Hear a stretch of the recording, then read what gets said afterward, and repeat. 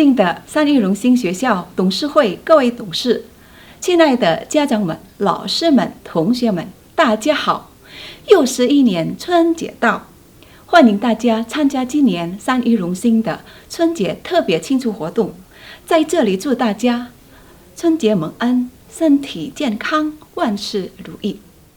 首先，让我们有请三一荣新学校董事会董事刘一江先生致辞。Selamat pagi Bapak Ibu, adik-adik semuanya. Salam sejahtera bagi kita sekalian. Salam dalam kasih Tuhan kita Yesus Kristus. Puji syukur pada Tuhan yang sudah memelihara, memberkati dan menyertai kita semua sampai dengan hari ini. Yang walaupun dalam kondisi pandemi, kita semua masih diberikan kekuatan, kesehatan untuk bisa beraktivitas dan secara khusus mengikuti kegiatan BMCCF dan TMCCF pada pagi hari ini. Berbicara tentang Imlek, kita akan teringat kepada sosok Presiden RI yang keempat, yaitu Bapak Abdurrahman Wahid, yang sering dipanggil juga Gus Dur, yang mana beliau selama dalam periode yang singkat 2 tahun sudah mengeluarkan 2 keputusan penting yang berkaitan dengan perayaan Imlek, yaitu membatalkan Impres nomor 14 tahun 1967 tentang pelarangan perayaan budaya Tionghoa termasuk Imlek, dan juga menetapkan hari Imlek sebagai libur fakultatif. Apa itu fakultatif? Yaitu diizinkan untuk libur bagi masyarakat yang merayakannya. Dan keputusan ini dilanjutkan oleh keputusan Presiden Megawati di tahun 2002 yang menetapkan Imlek sebagai hari libur nasional. Tentang Imlek, masih sering muncul pertanyaan apakah Imlek ini satu perayaan agama Konghucu atau merayakan budaya Tionghoa.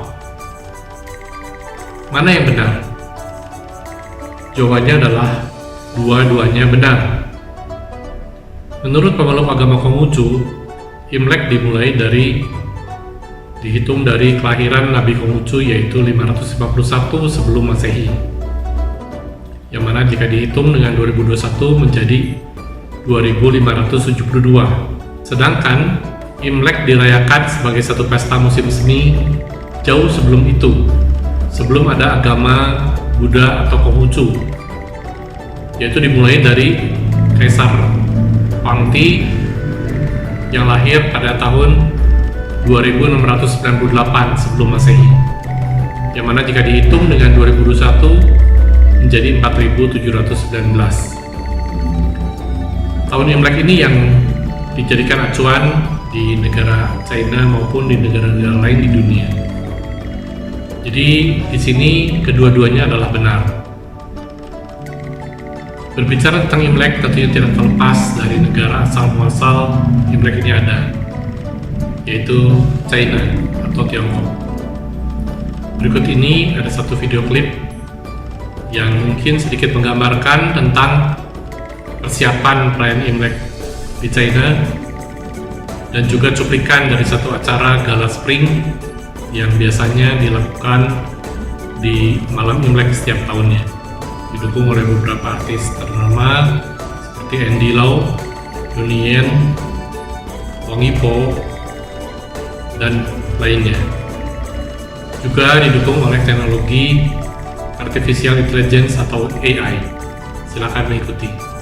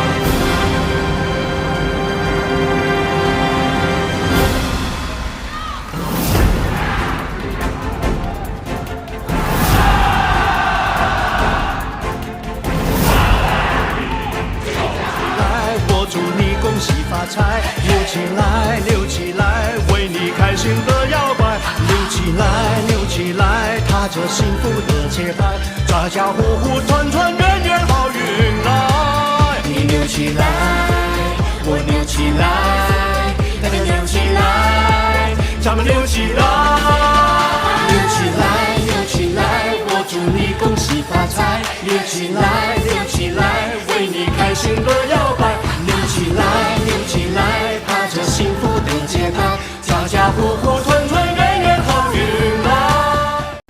Ya, China semakin maju dan secara bertahap akan menjadi negara perekonomian yang terkuat di dunia, mengalahkan Amerika Serikat dalam beberapa tahun mendatang. Karena itu penguasaan bahasa Mandarin akan menjadi semakin penting dan SDM yang mampu berbahasa Mandarin semakin dibutuhkan, baik di dunia pekerjaan maupun bisnis. Sekolah Trimulia di Bintang Mulia sebagai sekolah 3 bahasa senantiasa berkomitmen konsisten meningkatkan kualitas pengajaran bahasa Mandarin di sekolah agar adik-adik kita semua bisa menguasai bahasa Mandarin dengan sebaik-baiknya untuk bekal nanti baik dalam bekerja maupun untuk melanjutkan kuliah di perguruan tinggi di China maupun di Taiwan. Selamat tahun baru Imlek untuk kita semua. 祝大家新年快乐，新年蒙恩。Kiranya Tuhan memberkati kita semua. 往后张灯结彩，共同扭起来，花儿满年夜饭菜乐开花，扭起来，扭起来，我祝你。感谢刘先生的致辞。接下来，让我们有请万隆福音堂雷伟业牧师为我们介绍春节的传统习俗和文化知识。有请。Sinian Mengen, Chunche Kuala itu adalah ungkapan yang paling sering pada waktu Imlek. Banyak orang juga berkata Kong Si Fa Chai, bahwa nanti diharapkan hari ini selamat supaya kita tambah sukses, tambah berhasil. Nah saudara, pada waktu pembelajaran kita hari ini tentang Imlek, kita punya tema adalah bersemi di taman kehidupan. Mari kita lihat kok ada perbedaan. Coba saudara googling dengan gadget saudara, ada terdapat 2 tahun Imlek. Yang satu 4719 dan yang satu 2572 pada tahun 2021 ini. Mengapa ada perbedaan? Nah saudara, yang 4712 ini pertama kali dirayakan pada waktu dinasti Sang Chao Tseho. Mengapa waktu itu kaisar mengajak semua orang rakyat untuk berkumpul bersama-sama? Karena masuk pada musim semi dan juga sekaligus mereka merasakan itu adalah satu kegembiraan yang luar biasa. Kenapa saudara? Karena musim dingin itu sangat menyakitkan. Ya, ada penyakit tongchang itu kalau kuping kita sudah robek karena musim dingin atau bibir kita sudah robek karena musim dingin, tidak akan sembuh sampai musim itu berlalu. Ya, karena musim dingin itu lebih menyakitkan dari musim panas bagi orang yang hidup di negara 4 musim. Nah saudara, Anda periksa freezer di rumah saudara berapa derajat? Ada yang 5 derajat di bawah 0, 10 derajat di bawah 0, dan ada 15 derajat di bawah 0. Tetapi kami pernah hidup di minus 17 di bawah 0. Kita juga pernah jalan-jalan ke satu tempat yang minus 25 di bawah 0. Nah saudara bayangkan kalau kita lempar, kita tuang air di termos, maka sampai di aspal langsung jadi es. Maaf kata, saudara ketika orang pilek, ingusnya langsung jadi es.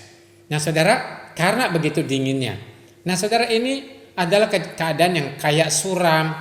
Matahari itu hanya cuma 2, 3, 4 jam satu hari. Dan itu dinginnya luar biasa. Karena itu raja mengajak, mari kita bersyukur. Dan di China sekarang ada bunga-bunga yang berwarna-warni dipasang kalau kita jalan-jalan ke Beijing, Shanghai dan sebagainya. Nah saudara, itu kaisar mengajak pada waktu musim semi ini. Maknanya apa? Adalah mari kita kumpul keluarga, karena keluarga itu hanya yang paling utama. Lalu kita bersyukur bersama-sama kerabat dan juga orang-orang di sekitar. Nah, bagaimana tahun 2572 versi yang kedua? Saudara, 2572 itu bagaimana cara hitungnya? Coba saudara hitungnya. Sekarang tahun 2021. ditambah 551. Mengapa 551? Karena Konghucu atau Gongce itu lahirnya tahun 551 sebelum Masehi. Jadi 551 tambah 2021 jumlahnya 2572. Jadi itu cara hitungnya. Kalau pada Huangti tadi adalah 2698 tambah 2021 jumlahnya adalah 4719. Demikian kita bisa menghitung tahun Imlek bahkan sampai tahun-tahun nanti. Nah saudara, itu perbedaannya. Awalnya Imlek itu punya 3 hal penting yang dirayakan pada zaman Huangti. Saudara, ia mengajak masyarakat negeri Tiongkok waktu itu punya rasa kan'en atau bersyukur. Kedua, punya rasa kekerabatan dan kekeluargaan atau jiating, jiating hemu. Lalu ketiga itu punya rasa murah hati. Makanya orang suka bagi angpau dan sebagainya. Ada banyak sejarahnya dan banyak mitologis dan sebagainya. Tapi ini intinya, kan'en, bersyukur, jiating, kekeluargaan dan kekerabatan, maka jadikan momen Imlek ini kumpul bersama, ya. Dan ketiga adalah tafang, itu kangkai tafang atau kemurah hatian. Itu makna Imlek yang pertama. Tetapi ketika sudah mulai sekarang ini khususnya di Indonesia dan Asia Tenggara, nah saudara, inti Imlek itu apa sih? Nah, kalau saya boleh ringkaskan, inti Imlek itu adalah Fu Lu So. Fu itu adalah soal kebahagiaan dan kegembiraan. Lu itu artinya soal kemakmuran dan kejayaan. Makanya orang bilang Kong Si Fa Cai. Dan ada So, itu soal kesehatan dan panjang umur. So itu Chang So. Ini Imlek difokuskan kepada hal-hal seperti ini sehingga mereka sudah mulai pantangan. Jadi ada banyak pantangan pada waktu Imlek saudara. Misalnya kalau Imlek, bagaimana cara orang Tionghoa merayakan Imlek itu? Ya biasanya 7 hari sebelum Imlek sampai Cap Gome atau 15 hari setelah Imlek. Jadi jumlahnya adalah 21 hari. Nah saudara, pada waktu 21 hari ini orang ini diharap tidak makan bubur. Kenapa nggak makan bubur? Karena ketika makan bubur maka kamu bisa miskin. Itu kepercayaan mistisnya saudara. Orang yang suka makan bubur pada waktu Imlek dia akan miskin. Nah saudara bayangkan kalau orang selama 21 hari nggak makan bubur, tukang bubur nggak bisa naik haji saudara. Ya jadi seperti itu. Kedua, Imlek itu adalah soal jangan sentuh bunga. Kenapa? Karena Imlek itu bukan soal bunga tapi soal buah. Jadi penuhi dekorasi dengan buah. Bunga itu kalau ada bunga, mereka punya kepercayaan bahwa nanti akan ada orang mati, keluarga kita yang akan mati tahun ini. So, orang yang pegang mistis tersebut tidak akan punya hiasan bunga. Ketiga, Imlek itu jangan keramas. Nah, saudara coba bayangkan kalau 21 hari tidak keramas, Anda bayangkan. Nah, kalau kita di negara musim dingin dengan keadaan beku, maka jangan coba-coba tiap hari, 2 hari sekali, 3 hari keramas. Anda akan sakit karena dingin sekali. Tetapi kalau di negara kita tidak keramas, ikutin tradisi seperti ini. Nah saudara bayangkan. Tetapi mereka percaya kalau keramas itu artinya kita beruntung dan keberuntungan kita makin lama makin kurang. Jadi kalau kita keramas, orang mistis adalah percaya bahwa keberuntungan akan berkurang dan lama-lama menghilang. Juga jangan pakai pisau karena pisau itu mengurangi kekayaan. Jangan anak perempuan yang sudah menikah, jangan pada waktu malam Imlek kunjungin keluarga. Lalu yang paling umum adalah jangan sapu-sapu dan bersih-bersih di rumah. Nah saudara, karena merasa keberuntungan dan berkat akan ikut tersapu. Ini mitos-mitos seperti ini. Bayangkan kalau Anda tidak keramas 3 minggu, Anda tidak sapu rumah 3 minggu. Anda bayangkan. Baik kalau Anda cinta bersih, kalau Anda punya anak, kotoran jatuh, makanan jatuh, nah Anda bayangkan selama seminggu ini. Nah karena selama 21 hari ini. Nah saudara, itu kepercayaan soal mistis.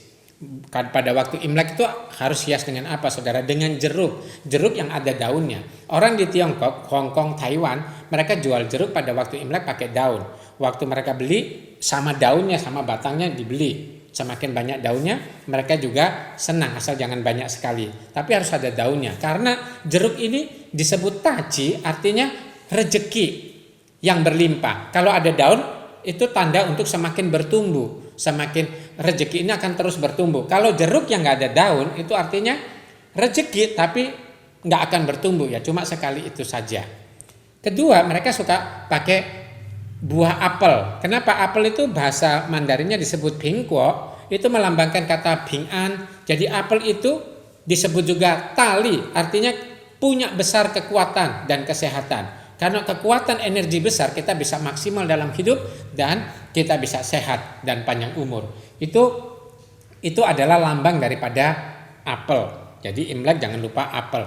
Kemudian yang ketiga, orang Tiongkok itu buah yang favorit itu adalah buah li atau pir. Jadi itu disebut sun li. Jadi diharapkan segala sesuatu yang kita lakukan pada waktu tahun depan ini itu akan lancar. Tapi Indonesia Imlek ini aneh-aneh, saudara. Kadang-kadang 2 durian. Di Tiongkok nggak ada durian, saudara. Jadi buah salak dan sebagainya itu terserah lah, saudara. Tapi inilah buah-buah Imlek yang paling utama. Nah, benda Imlek yang juga menghiasi adalah petasan. Nah, petasan itu kan sejarahnya adalah supaya mengusir setan. Itu cerita mistis di baliknya.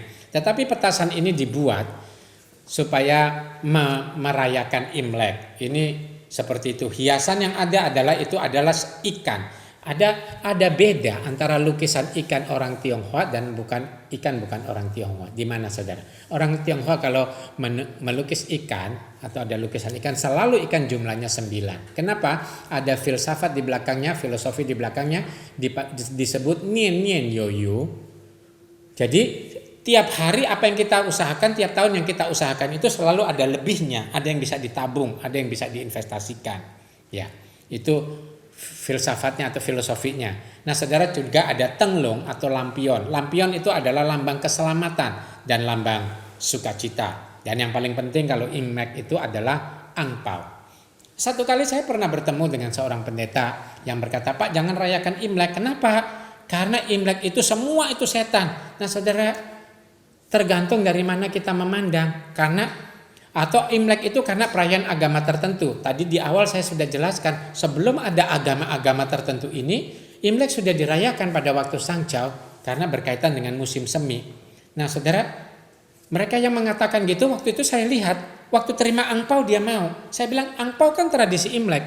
Dia bilang yang lain-lain nggak boleh, Pak. Kalau angpau itu boleh aja, kan angpau netral. Tahu nggak sejarahnya angpau?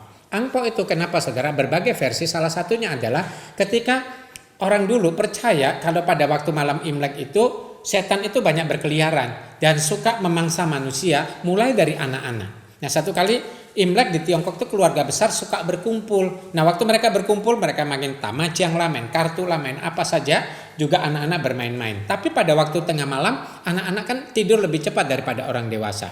Kalau orang dewasa umumnya sampai jam 12 malam nggak tidur. Kenapa? Karena melewati Imlek yang paling indah itu.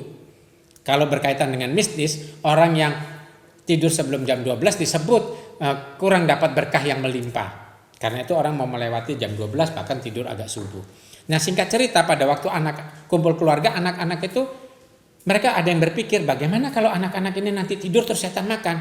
Lalu ada yang punya ide, gini aja, kita kasih mereka kain merah, lalu kita bungkus uang. Karena kami dengar bahwa setan itu suka yang merah-merah gitu.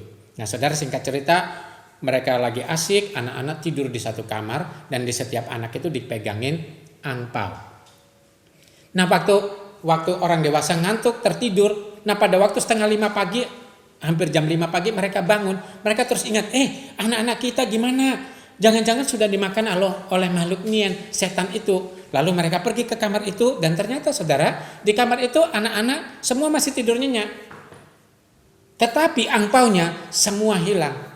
Karena setan yang ambil angpau itu. Jadi orang yang suka angpau sama dengan temannya. Nah, saudara mungkin pikir seorang itu suka angpau temannya setan. Jadi janganlah ngatakan yang mana-mana. Nggak mau Imleknya, angpaunya mau. Kalau nggak mau Imleknya, juga angpaunya jangan mau. Begitu ya Bapak Ibu. Nah, saudara, ada lagi kue Imlek itu kue keranjang. Kue keranjang itu kayak dodol bulat gitu. Nah, saudara, ini kue yang enak dan manis tapi jangan banyak-banyak ya, karena ini gulanya banyak sekali, telurnya juga banyak. Nah, tetapi kenapa ada kue keranjang yang lengket dan manis itu?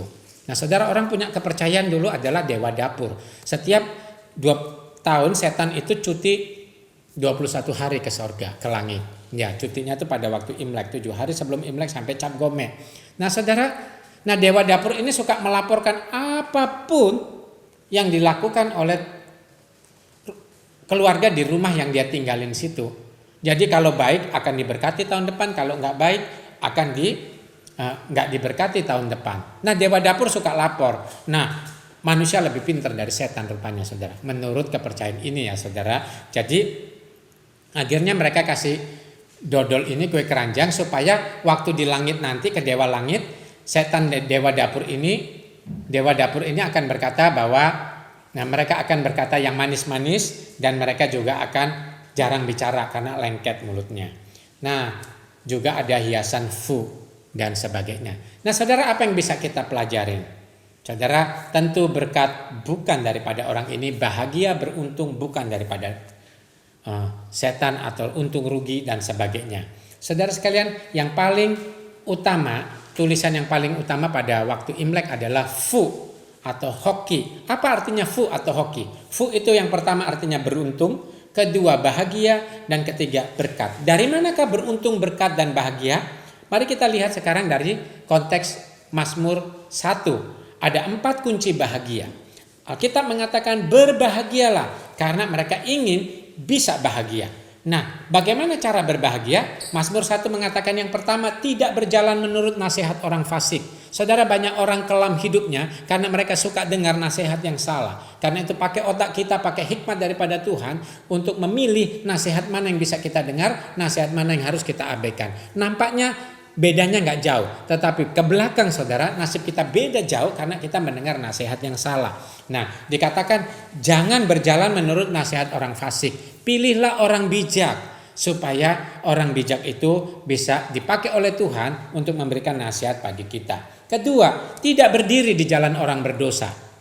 Artinya, saudara sekalian, kita nggak perlu ikut-ikutan berdosa. Kita manusia Tuhan, kita orang percaya bisa jatuh dalam dosa, tapi tidak senang tinggal di dalam kumpulan orang berdosa situ. Nah, saudara, kita harus bangkit dan belajar lagi meninggalkannya. Tidak berdiri jalan orang berdosa artinya jangan main-main dengan dosa, jangan dekat dengan dosa. Karena tanpa dekat dengan mereka pun kita gampang jatuh dalam dosa. Apalagi kalau dekat dengan orang-orang yang suka berbuat dosa. Ketiga, dikatakan syarat ketiga bahagia, jangan duduk dalam kumpulan pencemooh. Kumpulan pencemooh adalah orang-orang yang hal-hal yang rohani kurang ditekankan dalam hidupnya, bahkan tidak disinggung sama sekali dalam hidupnya. Kalau mereka bergereja pun bergereja karena ingin untung, ingin kaya, ingin supaya dapat proyek dalam gereja, atau ingin supaya dapat relasi dalam gereja supaya di situ bisa jadi klien baru dan sebagainya, relasi bisnis dan sebagainya. Motivasinya tidak ada untuk Tuhan. Jadi tidak duduk dalam kumpulan pencemooh artinya jangan duduk pada orang-orang yang tidak memikirkan hal-hal rohani, bahkan perbuatannya hanya memuaskan ego dan nafsu semata. Tentu juga pencemooh artinya orang yang suka mengata-ngatai orang, maki-maki dan sebagainya. Dan syarat keempat bahagia di sini dikatakan, tetapi yang kesukaannya ialah Taurat Tuhan dan yang merenungkan Taurat itu siang dan malam. Sampai hari ini saya sulit sih menemukan orang yang bisa merenungkan siang dan malam. Saya juga nggak bisa demikian, saudara. Itu kita bicara yang membumi ya. Tetapi artinya adalah orang yang tahu bahwa hidupnya harus bergaul dengan Tuhan, karena itu ingin lagi hidupnya dikoreksi lagi dengan firman Tuhan. Jadi inilah 4 kunci bahagia. Kalau kamu ingin bahagia, beruntung dan penuh berkat, ikuti seperti ini. Itu sebabnya dikatakan oleh firman Tuhan, kalau kita menuruti 4 syarat ini, dikatakan oleh ayat firman Tuhan, ia seperti pohon yang ditanam di tepi aliran air, yang menghasilkan buahnya pada musimnya, dan yang tidak layu daunnya, serta apa saja yang diperbuatnya berhasil. Yang ditanam di tepi aliran air artinya pohon yang selalu dekat dengan sumber makanan dan sumber kehidupan. Kalau kita dekat dengan Tuhan, kita dekat dengan sumber segala keberuntungan, kebahagiaan, dan keberkatan. Nah, saudara, itulah pohon yang ditanam di tepi aliran air. Yang menghasilkan buahnya pada musimnya ini adalah setiap kita punya talenta. Banyak hal kita sudah lewati umur kita, hidup kita. Kita penuh penyesalan. Kenapa? Kita nggak maksimal dalam hidup kita. Tuhan berikan sesuatu yang lebih dalam hidup kita. Kita nggak bisa lihat dan juga kita terlalu malas atau terlalu lambat untuk mengembangkannya. Dan Alkitab mengatakan orang yang cinta Tuhan dan mengikuti 4 nasihat berbahagia ini, maka dia menghasilkan buahnya pada waktunya. Pada waktunya dia akan bersinar, pada waktunya dia akan jadi berkat, pada waktunya dia akan bergembira dan bahagia. Nah saudara, kemudian dikatakan yang tidak layu daunnya. Saudara, pohon mengalami pasang surut. Di musim negara 4 musim, musim dingin itu daun akan rontok. Daun akan rontok. Lalu mengapa kita bisa tetap bersemi di taman kehidupan? Artinya hidup ini memang penuh pencobaan, macam-macam kehidupan ini, naik turunnya kehidupan ini bisa membuat kita jatuh dan bangun. Tetapi orang yang dekat dengan Tuhan dikatakan tidak layu daunnya. Artinya memang kita tidak bertahan, tapi Tuhan yang menopang kita. Nah karena Tuhan ada di dalam hidupnya, maka ia selalu berpikir bagaimana menyenangkan Tuhan dalam hidupnya. Sehingga melalui hidupnya, orang yang lihat daun yang segar, orang itu akan senang saudara. Demikian juga ketika orang yang berdosa, orang sesama yang lain, sesama orang percaya melihat hidup kita yang terpancar sukacita, mereka juga menjadi senang dan ingin seperti kita juga. Dan terakhir dikatakan oleh Alkitab, apa saja yang diperbuatnya berhasil. Ini menyangkut saudara, apa saja, artinya jasmanimu dan juga rohanimu dituntun dan dipelihara oleh Tuhan.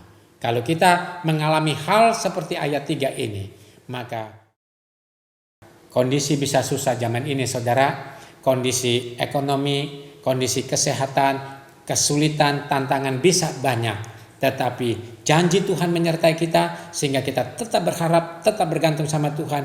Bisa berbuah karena kita tekun dan percaya bahwa Tuhan akan memberkati kita. Dan jangan lupa bahwa segala sesuatu kita serahkan kepada Tuhan yang mengasihi kita. Kiranya renungan ini bisa menjadi berkat buat Bapak Ibu, saudara sekalian, guru-guru di Trimulya dan Bintang Mulia, serta murid-murid, adik-adik, siswa sekalian. Tuhan bisa memberkatimu. Imlek adalah bagian budaya orang Tionghoa, tetapi orang yang bukan Tionghoa bisa memaknainya dengan bersyukur, datang sama Tuhan, dan mari kita belajar murah hati untuk jadi berkat bagi sesama. Tuhan berkati sekali lagi. Sinien mengen, jangan mengucapkan kong si facai, tetapi sinien mengen. Kiranya tahun yang baru ini penuh dengan anugerah Tuhan. Amin. Kita berdoa. Tuhan dalam surga, terima kasih. Kiranya Tuhan memberkati setiap Bapak Ibu guru, Bapak Ibu orang tua murid, dan para siswa sekalian. Kiranya paham mengenal budaya Tionghoa dan mengasihi Tuhan di atas budaya Tionghoa. Dan Tuhan yang mengajarkan bagaimana cara bahagia melalui kitab Mazmur pada hari ini. Supaya setiap kami di sini, hidup kami tetap bersemi apapun musim kehidupan. Apalagi di taman kehidupan yang Tuhan siapkan buat kami sekalian.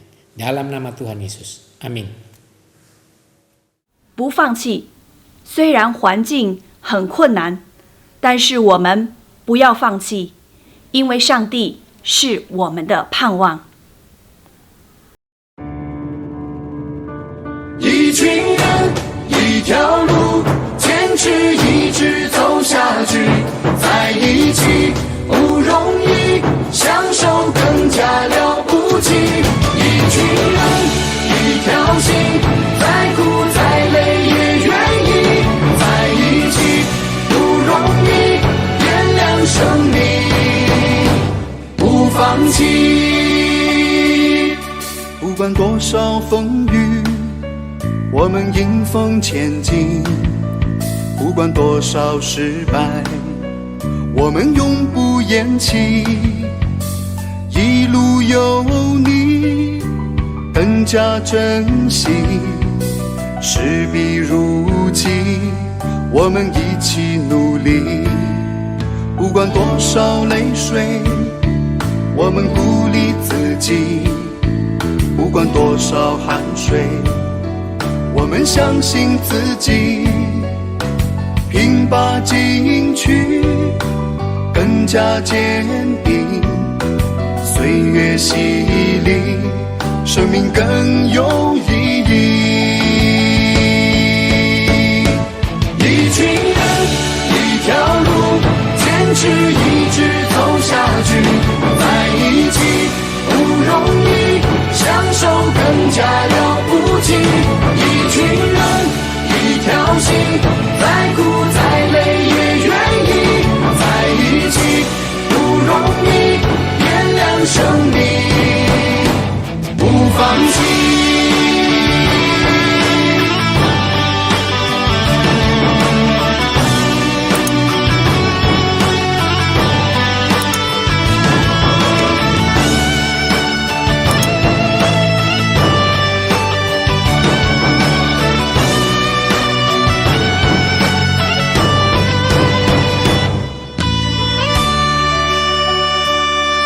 不管多少泪水，我们鼓励自己；不管多少汗水，我们相信自己。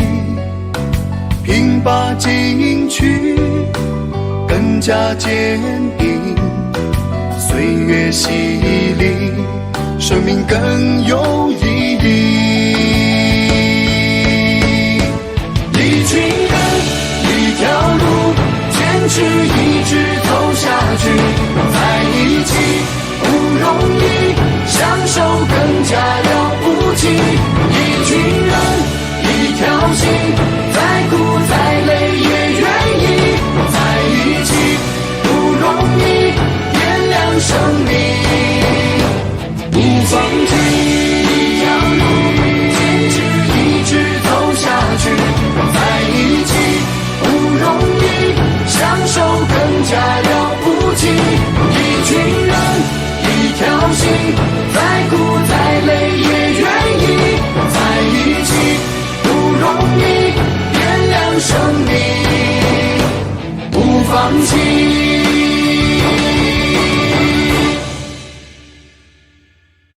家长朋友们、同学们，你们准备好了吗？现在我们要去中国云旅游了，让我们出发吧。